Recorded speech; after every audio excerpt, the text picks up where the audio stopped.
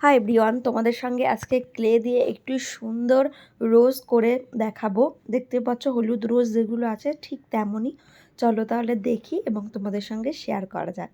তো দেখো, প্রথমে আমি ক্লে নিয়ে একটি হাত দিয়ে সেটাকে চ্যাপটা মতো করে নিয়ে এবং দেখে নাও এই যে রোল মতো করে নিয়ে আঙুলে প্রেস করে একটু চ্যাপটা মতো করে নিয়ে জিনিসটাকে, এরপর ওটাকে আমি হাত দিয়ে ঘুরিয়ে রাউন্ড করব। দেখো, এইভাবে রাউন্ড করে নিলে আমার ছোট্ট কুড়ি মতো হয়ে গেল। দেখো, দেখতেই পাচ্ছ একটি কুড়ি মতো করে নিয়ে সেম প্রসেসে আবার এক টুকরো নিয়ে তোমার ক্লে নিয়ে তারপরে এটার সঙ্গে আবার ওই হাতের আঙুল দিয়ে দেখো একটু চেপে দিয়ে একটু চ্যাপটা মতো করে নিয়ে এরপর ওই সাইড দিয়ে আমি আস্তে আস্তে সেটাকে কভার করব। এই দেখো, কুড়িটাকে নিয়ে আস্তে আস্তে এইভাবে কভার করে করে আমি সম্পূর্ণ রোস্টটি রেডি করে নেব।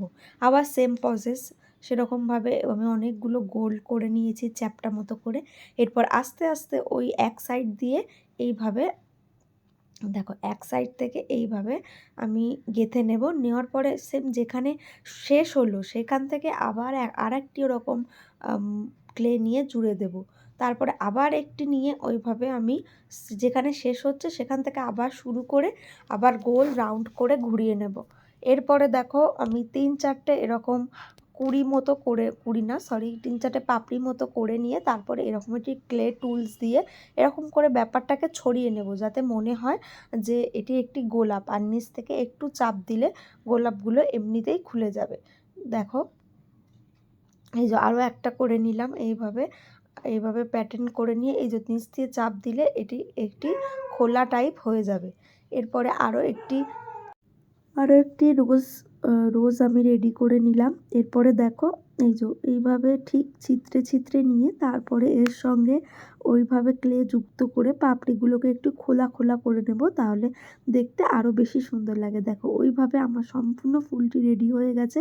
তোমাদের কেমন লাগলো কমেন্টে জানাও, এবং ক্লে টুলস দিয়ে যদি কোনো রকম জুয়েলারি তোমরা শিখতে চাও সেটাও জানিও।